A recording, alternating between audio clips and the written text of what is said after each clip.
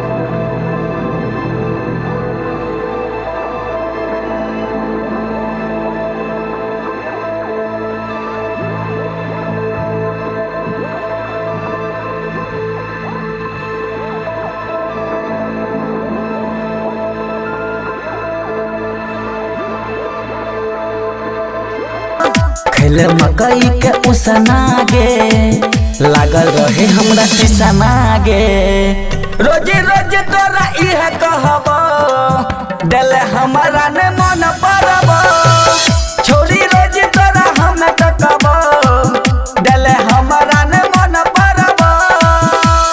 Khushi recording studio Baluaha.